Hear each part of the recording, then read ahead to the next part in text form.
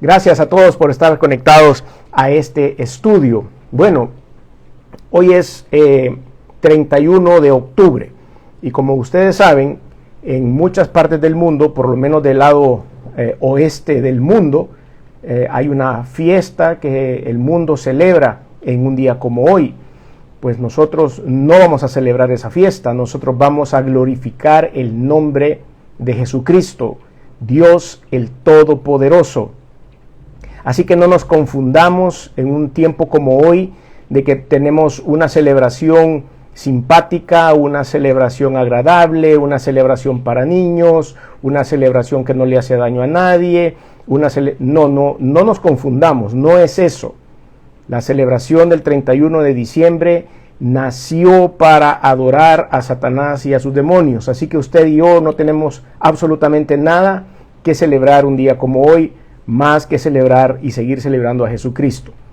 Así que si usted tenía planes, ahora aquí en el lugar a donde estoy, desde donde estamos transmitiendo, en una zona de la ciudad, de la ciudad capital en El Salvador, cae una fuerte tormenta enviada por el Señor para que aquellos padres descuidados que todavía exponen a sus hijos a este tipo de celebraciones paganas tengan que quedarse encerrados en sus casas y no salir a pedir dulces porque está cayendo una fuerte tormenta por acá. No es que me dé gusto que se mojen los niños ni sus padres, pero de esta manera evitamos una celebración, o el Señor está evitando una celebración pagana que no tiene nada que ver y que por supuesto desagrada a Dios al máximo.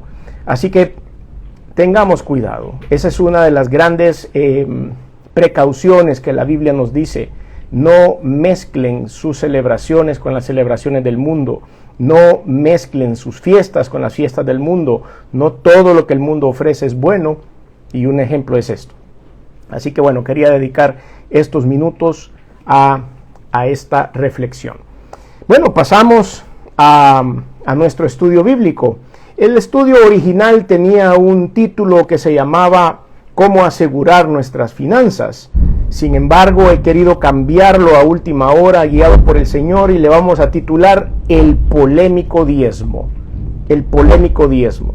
Iniciamos hace 2 minutos hablando acerca de una fiesta pagana y polémica comercial que hay en el mundo que se celebra un 31 de octubre.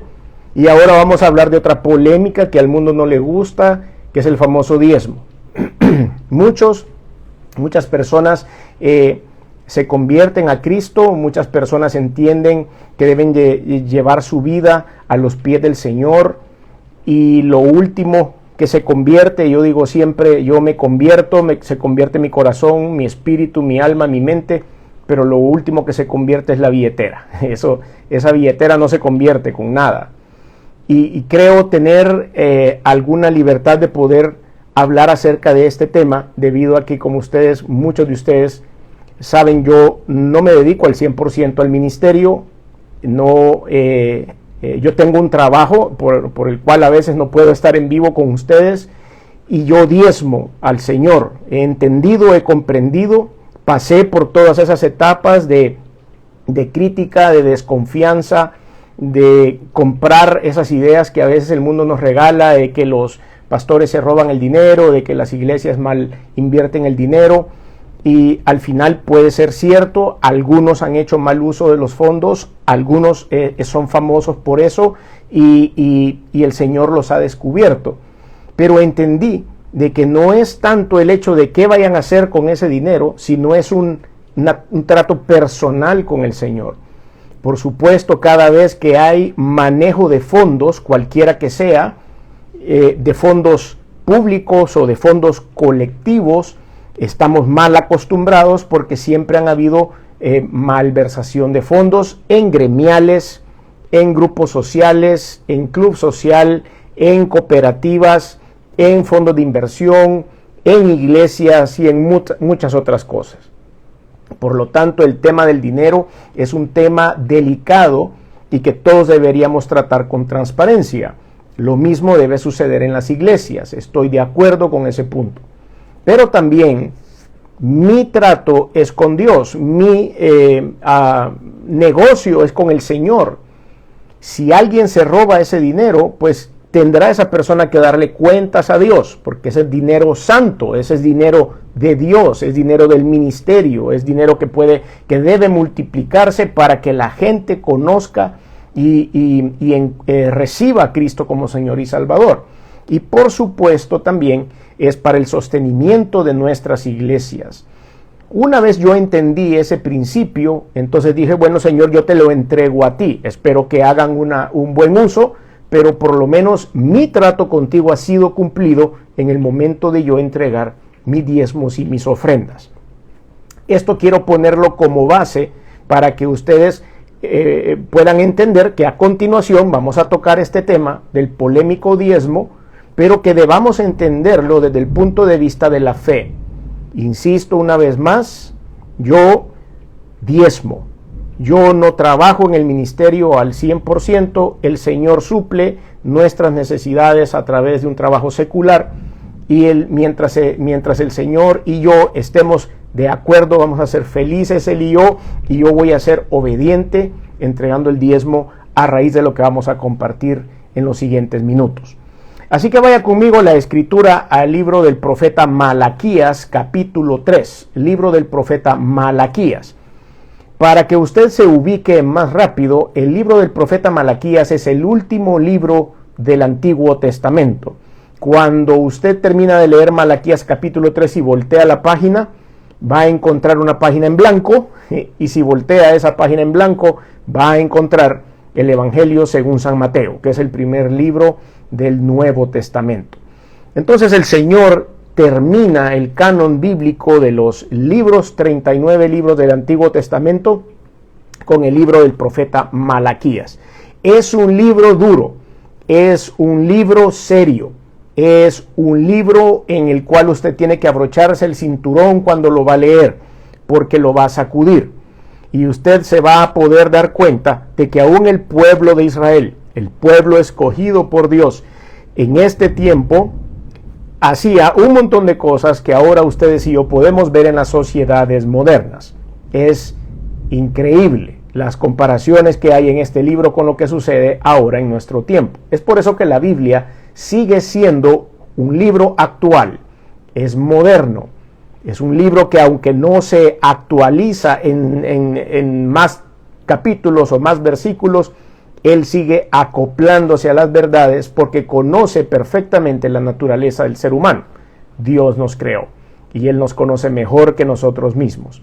Entonces vamos a darnos cuenta, datos interesantes del libro de Malaquías. Este es el último profeta, como les digo, y resulta que en esta página, bueno, si usted lo está viendo en una Biblia de papel, si usted lo está viendo en una Biblia digital, probablemente no esté esa página en blanco entre Malaquías capítulo 3 y el primer capítulo del Evangelio según San Mateo. Pero cuando usted transita en medio de esos dos libros, ahí hay 400 años de historia entre Malaquías capítulo 3 y el Evangelio según San Mateo capítulo 1. Hay 400 años que se le llama en el estudio teológico los 400 años del silencio o los 400 años del oscurantismo de la iglesia. Horribles 400 años. Haga usted nada más un pequeño cálculo de lo que son 400 años. Son un montonazo de años en los cuales el Señor calló. El Señor no habló.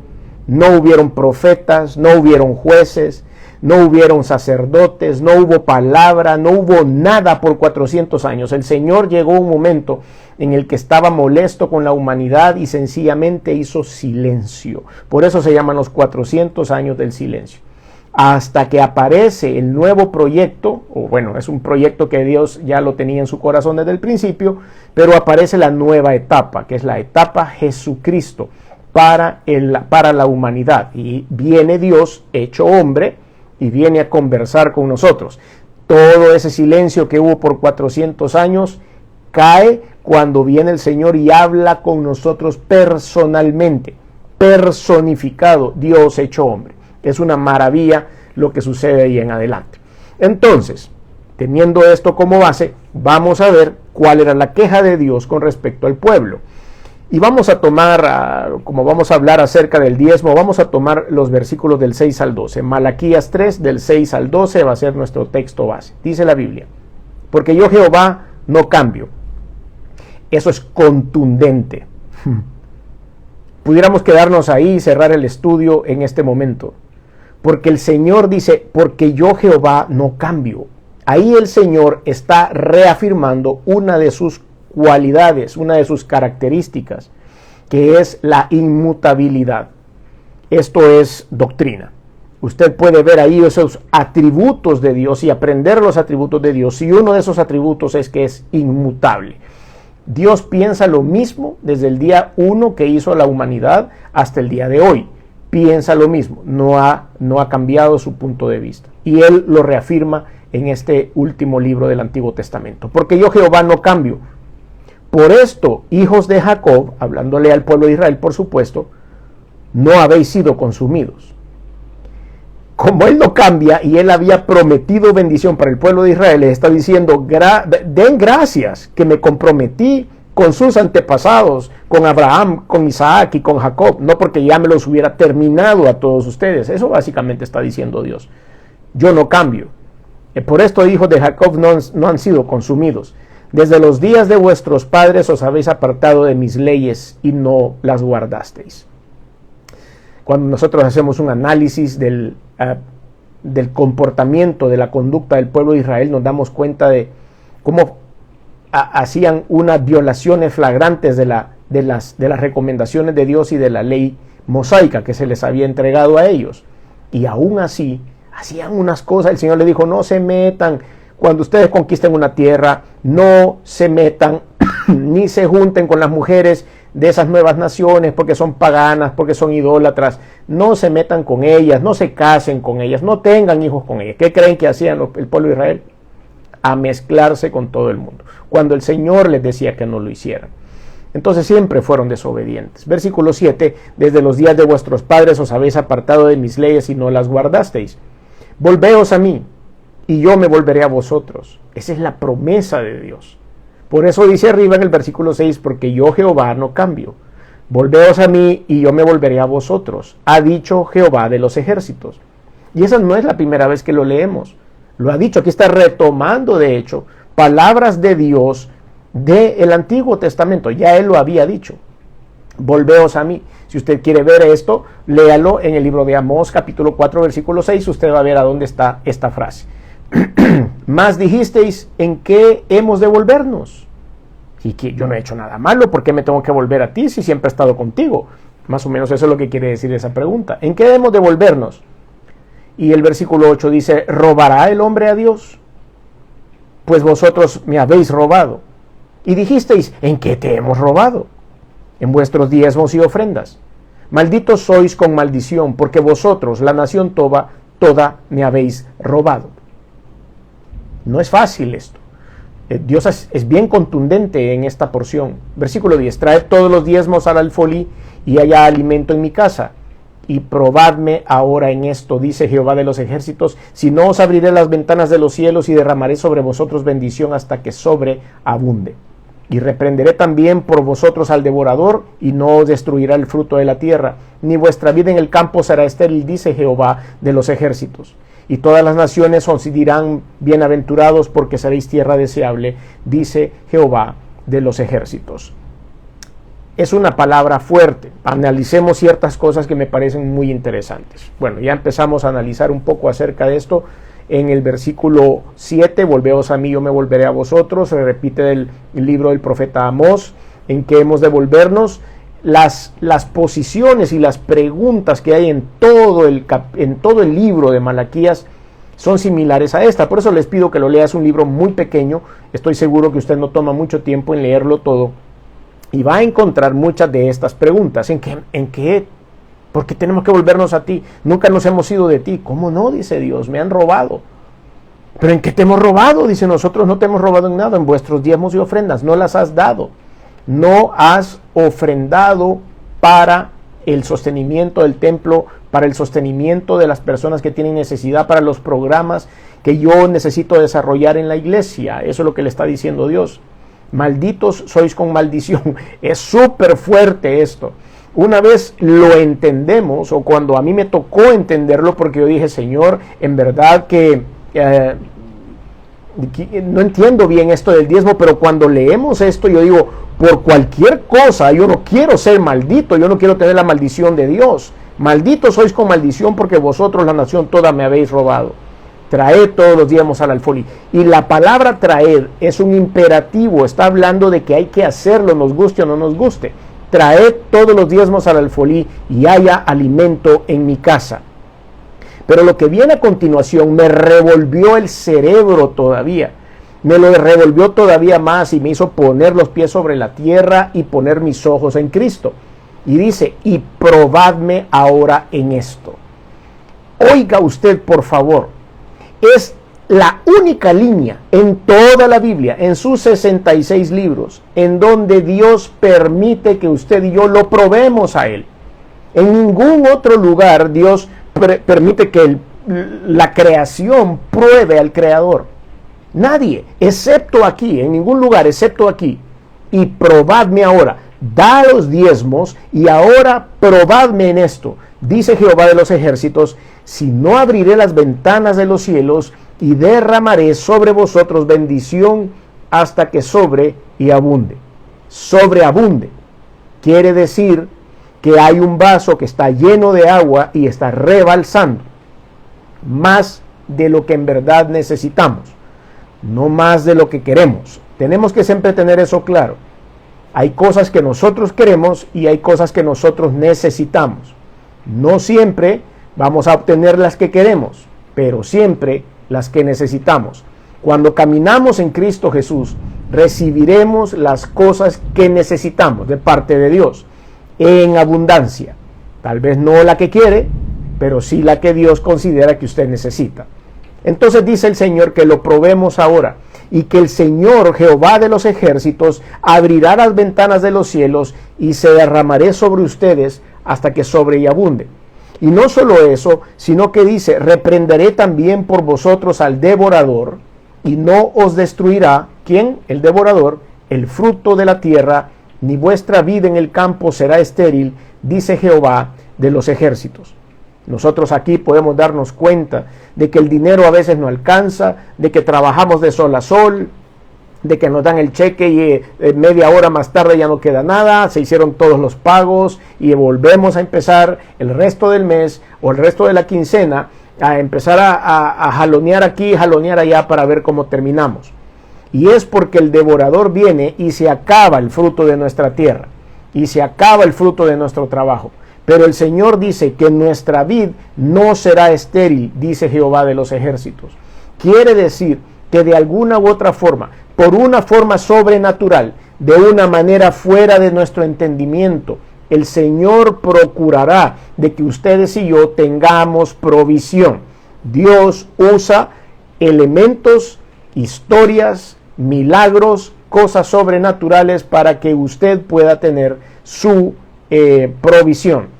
Versículo 12, y todas las naciones os llamarán bienaventurados. La palabra bienaventurado en la Escritura significa más que bendecidos, extra bendecidos, doblemente bendecidos. Entonces la gente se dará cuenta y dirán, ¿y estos cómo hacen? O cómo hace. El trabajo que tiene tal vez no es un trabajo muy bien remunerado, pero esta persona o esta familia tiene abundancia de todo, no le hace falta nada. Y es por la bendición de Dios. Y después del punto y coma viene un punto que para mí fue trascendental. Después que leí, comprendí a la luz de la ayuda del Espíritu Santo esta porción de la Biblia, entonces dije yo, vamos a iniciar nuestra aventura a través de este viaje del diezmo y de la ofrenda. Versículo, punto y coma, después de este versículo 12. Porque seréis tierra deseable, dice Jehová de los ejércitos. Tierra deseable. Y me quedé con esa frase hasta analizarla a la luz y con la ayuda del Espíritu Santo. Tierra deseable significa que todos querrán que usted esté en su equipo de trabajo. Todos querrán estar al lado suyo. Todos querrán que usted pueda aportar su conocimiento, su inteligencia, dada por Dios, todo esto dado por Dios, sus habilidades, sus dones, todo eso dado por Dios para poder desarrollar algo. Y de repente usted se va a sentir rodeado y la gente va a querer decir, mire, yo te necesito en mi equipo de trabajo, no, yo te necesito que te vengas a mi empresa, yo necesito esto, yo necesito lo otro. Cuidado, eso va a pasar. Por supuesto que va a pasar. Doy testimonio de que eso va a pasar. Pero tengan cuidado, porque es muy fácil creer en ese reconocimiento humano externo de que es porque soy bueno, porque soy hábil, porque tengo el balón dominado, como dice un compañero por ahí, o porque realmente me lo merezco. Ahí se acaba la gracia, ahí se retira Dios. Y en ese momento nosotros nos encontramos peleando con nuestro propio ego. Peligro, tengamos mucho cuidado, porque seréis tierra deseable, dice Jehová de los ejércitos. Como ustedes ven, hemos hecho en unos cuantos minutos un análisis acerca de esto.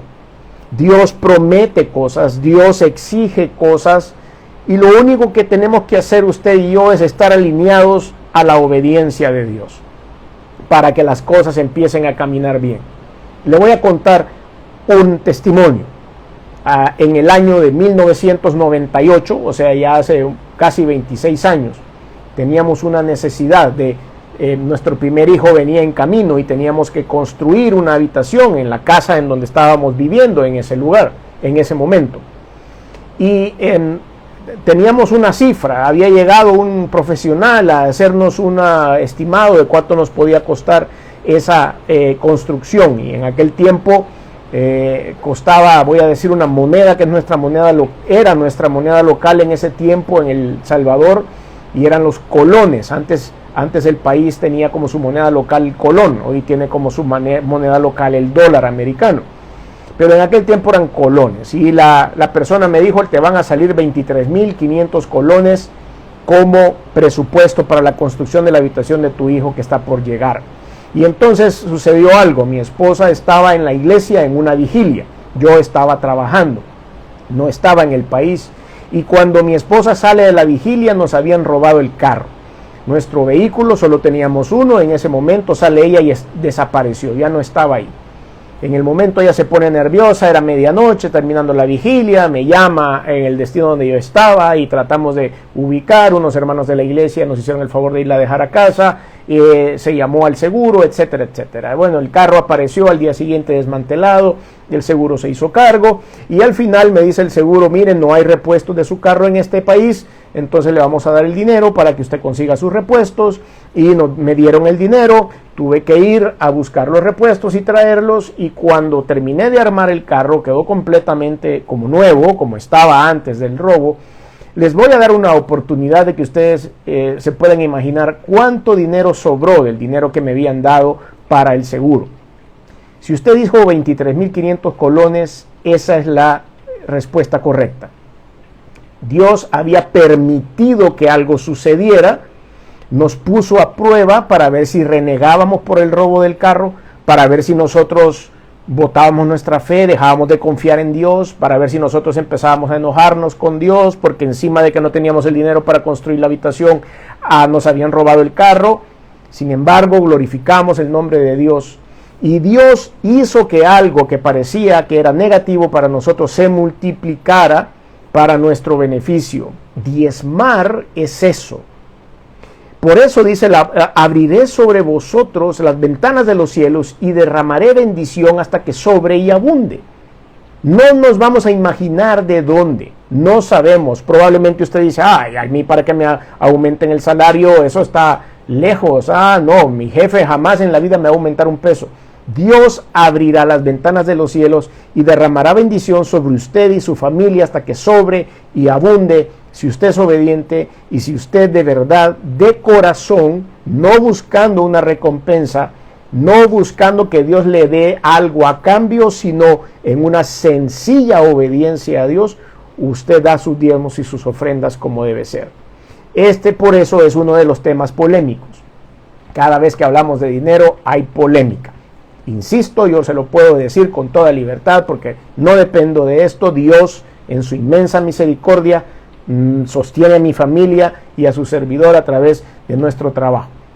Pero es importantísimo que yo le pueda contar que yo pensaba lo mismo que usted, y la misma polémica había en mi cabeza, y las mismas noticias que usted ha visto veía yo también, y eso me frenaba para poder colaborar con la iglesia.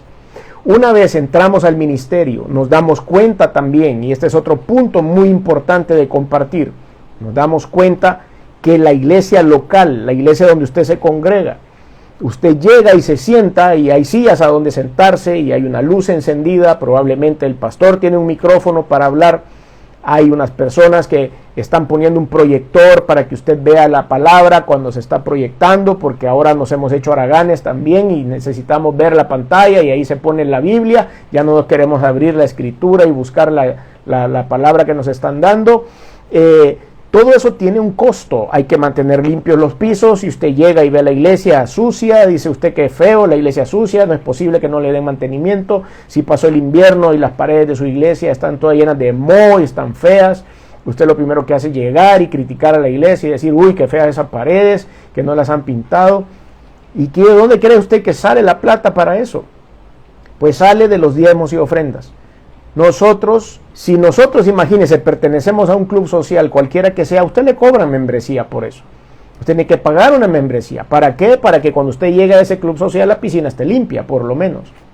O tiene que pagar una membresía en algún lugar para poder obtener algo a cambio. Pero esa membresía significa que usted tiene que mantener el servicio. Lo mismo sucede en la iglesia. Ahora le voy a hacer otra pregunta. El pastor, la persona que está a cargo el 100% del tiempo en la iglesia, cuando usted llega a su iglesia y usted necesita apoyo espiritual, apoyo en oración, un consejo pastoral, o alguien que le enseñe la Biblia, alguien que le dé clases de Biblia, y ese es el pastor que está a tiempo completo, ¿de qué cree que vive ese hombre? ¿De qué cree que le da de comer a su esposa? ¿De qué cree que paga el colegio de sus hijos? ¿De dónde cree que sale eso? El pastor recibe un salario de la iglesia, y ese salario obviamente no es un cheque divino que viene del cielo, sino que es a raíz de todos nuestros diezmos y ofrendas. Nosotros tenemos que aportar para el sostenimiento del siervo de Dios y su familia.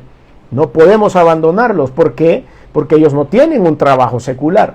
Han decidido al 100% servirle al Señor en una iglesia y está a nuestro servicio. Entonces tenemos como iglesia que sostener sus necesidades. Muchas veces hay más de un pastor. Muchas veces necesitamos servidores que estén al 100% en la iglesia. Cuando la iglesia y la obra empiezan a crecer, también crecen las necesidades. Y tenemos que tener a una persona que esté en la alabanza.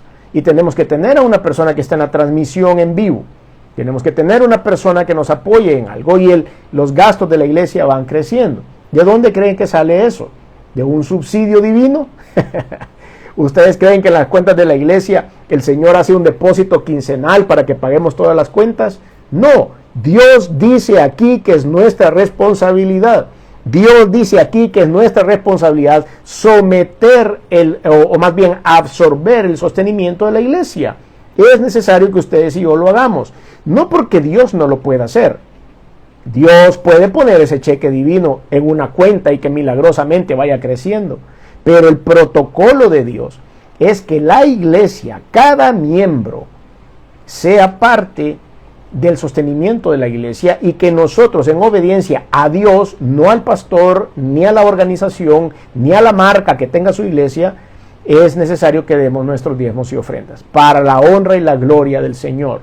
Dios quiera que pueda guiar e instruir a los hombres de Dios y a las personas que administran la iglesia para hacerlo de una manera eficiente, correcta y honesta.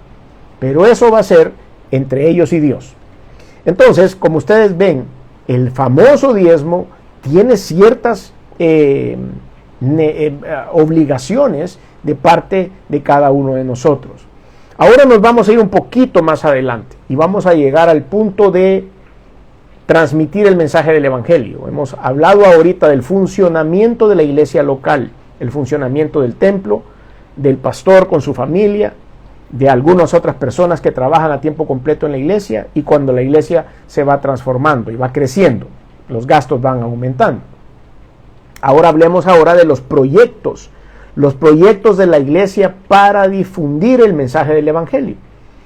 Proyectos internos. Número 1, tenemos escuelas bíblicas. Fundamos algunos proyectos internos para dar clases de Biblia, para poder tener escuela dominical, para poder tener un instituto bíblico, un instituto de teología o de cualquier otra forma. Todo eso genera gastos, todo eso genera un costo, y los maestros dedicados también al 100% a poder instruir a la iglesia, a la palabra de Dios, también necesitan sostenimiento. Entonces, el poder diseminar el evangelio a todos los rincones de la tierra tiene un costo. Ahora hablemos de las misiones. Hemos hablado de la instrucción bíblica. Hablemos de las misiones. Hay que ir a todos los rincones de la tierra y llevar la palabra de Dios, aún a los rincones más peligrosos, los lugares a donde no quieren ni ver ni oír acerca de Cristo, y que necesitamos mandar personas ahí. Pero ¿de dónde van a llegar? ¿Cree usted que se van a ir montados en una nube, o que se van a ir montados en un avioncito de papel y van a llegar hasta allá, o que se van a ir en un cometa y van a llegar allá y justamente van a caer encima del lugar? No, todo eso tiene un costo, el costo de poder llevarlos a ese lugar y ayudarles a sostenerse mientras están allá, porque están llevando la palabra del Señor a todos los rincones de la tierra. ¿Y eso de dónde se saca? Hermanos, amigos, se saca de nuestros diezmos y ofrendas. Como Dios sabe que ese es el plan, y humanamente esa es la manera en la que vamos a poder diseminar la palabra de Dios, entonces Dios dice: no se les olvide, ese dinero es mío, me lo tienen que devolver para que de esa manera todos conozcan a Cristo. El apóstol Pablo a Tesalónica, el apóstol Pablo a los filipenses, siempre les agradeció su apoyo. Él dijo, 1 Corintios capítulo 9, si usted lo quiere ver también, habla acerca de que el siervo de Dios puede vivir de esto por el sostenimiento de los diezmos y ofrendas. Aunque la palabra diezmo como tal en ese capítulo, 1 Corintios 9, no se menciona, pero ahí dice que gracias por sus ofrendas, y que gracias a esa ofrenda de la iglesia, él podía sostenerse en ciertas cosas.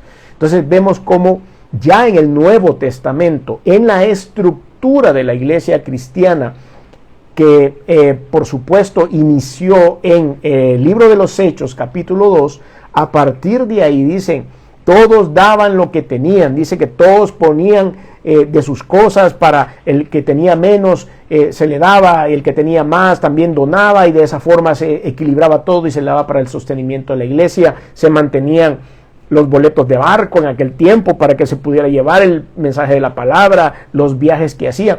Usted va a encontrar en algunos versículos del Nuevo Testamento cuando dice, y la iglesia encaminó a Bernabé, y la iglesia encaminó a Pablo y Silas, y la iglesia encaminó a los hermanos. No quería decir que se iban caminando con ellos hasta la frontera. Encaminar significaba darles lo necesario para el camino. Les daban comida, les daban una alforja, les daban algo con que cubrirse, ropa extra y dinero para que tuvieran para el camino.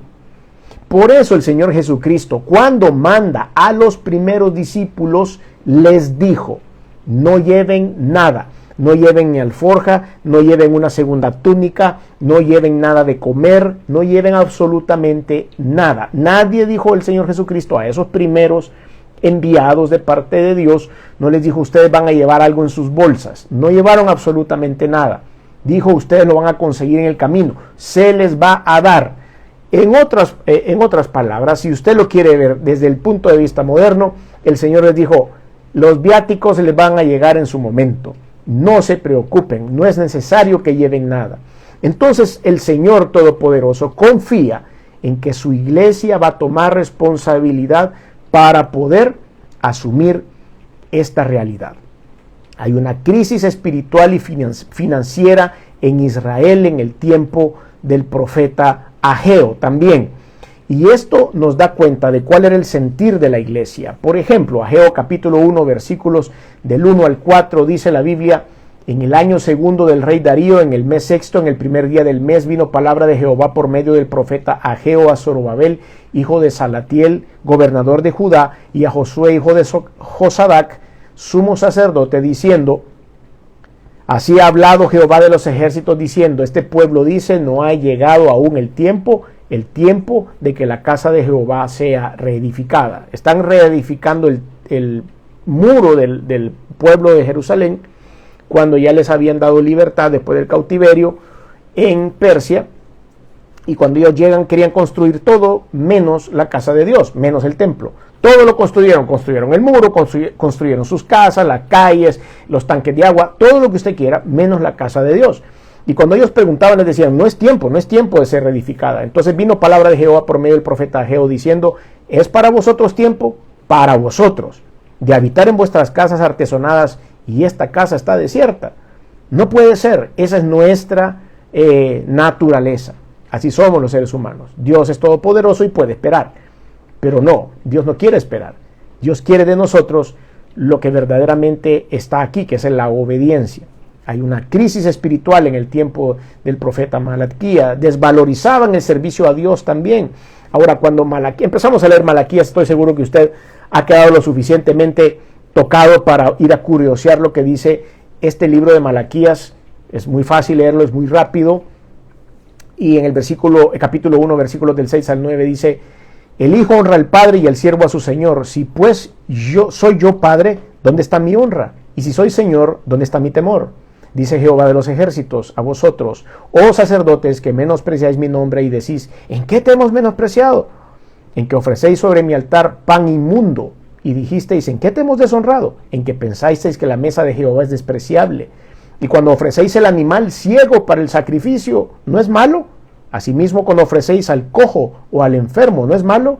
Preséntalo pues a tu príncipe. ¿Acaso se agradará de ti o le serás acepto? Dice Jehová de los ejércitos.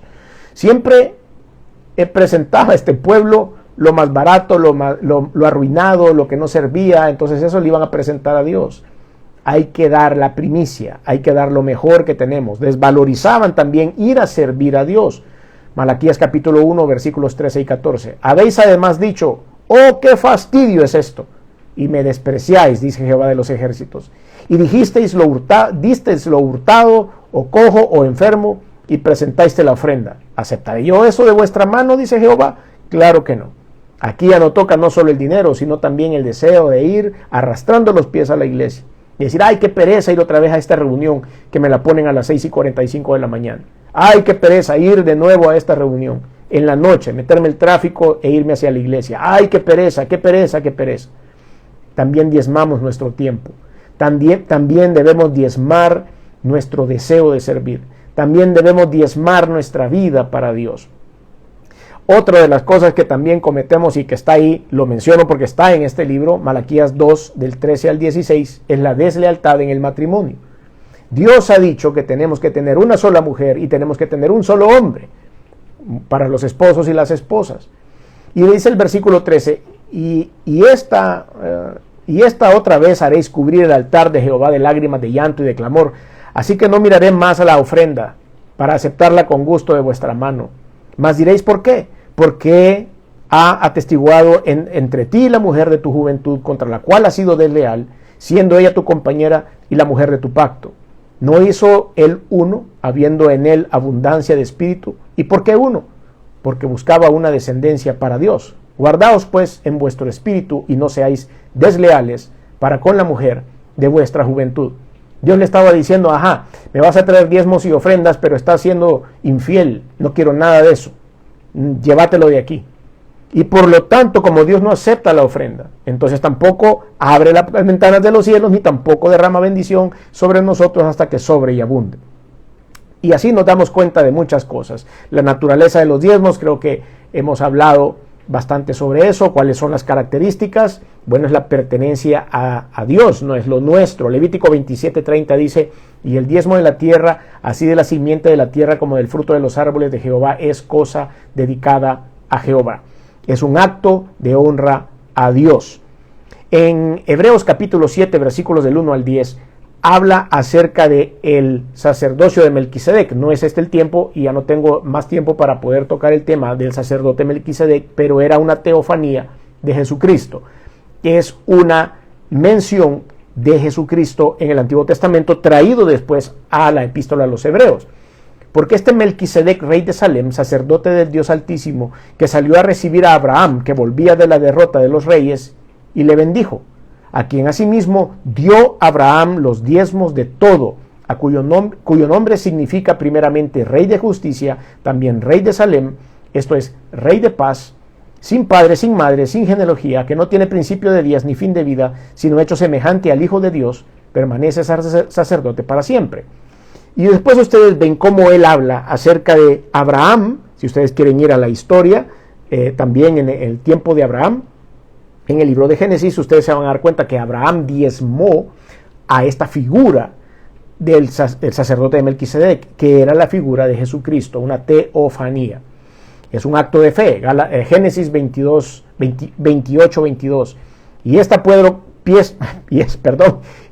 piedra que ha puesto por señal será casa de Dios, y todo lo que me dieres, el diezmo apartaré para ti. Ahora nos vamos al Nuevo Testamento, porque algunos dicen, no, eso era del Antiguo Testamento, y los diezmos solo eran en el Antiguo Testamento, en el Nuevo Testamento no se mencionan. Sí se menciona como parte de un protocolo natural. Era tan conocido el diezmo porque las sinagogas en ese tiempo también se sostenían por los diezmos y ofrendas. Y en Mateo capítulo 23, versículo 23, se está criticando a los escribas y los fariseos, porque ellos hablaban acerca de un montón de cosas, de leyes que le ponían al pueblo, y entre las leyes que se ponían en el Nuevo Testamento era, versículo 23, ay de vosotros, escribas y fariseos hipócritas. Este es un versículo, la semana pasada hablé sobre esto, sobre esta porción de la Biblia en donde Jesucristo estaba encendido y le dijo miles de cosas a los fariseos y a los escribas, y entre lo que les dijo es esto: hipócritas, porque diezmáis la menta y el eneldo y el comino. Esa parte de las cosas que se tenían que hacer. Y él les dice, ustedes son hipócritas porque ustedes diezman, sí diezman la menta, el eneldo y el comino. En aquel tiempo a eso se le llamaba el alfolí. No había plata, no había dinero, no habían billetes, no habían dolaritos para esto. Y dejáis lo más importante de la ley, la justicia, la misericordia y la fe. Esto era necesario hacer. ¿El qué era necesario hacer? La justicia, la misericordia y la fe, sin dejar de hacer aquello. ¿Sin dejar de hacer qué? Diezmar la menta, el eneldo y el comino. Léalo despacio, Mateo 23, 23. Está ahí claro, el Señor dijo, es necesario que seamos justos, que cumplamos la ley, que tengamos misericordia y que tengamos fe, pero también no es necesario, o es necesario no dejar de diezmar la menta, el eneldo y el comino. Y esto es lo que el Señor nos ha querido decir.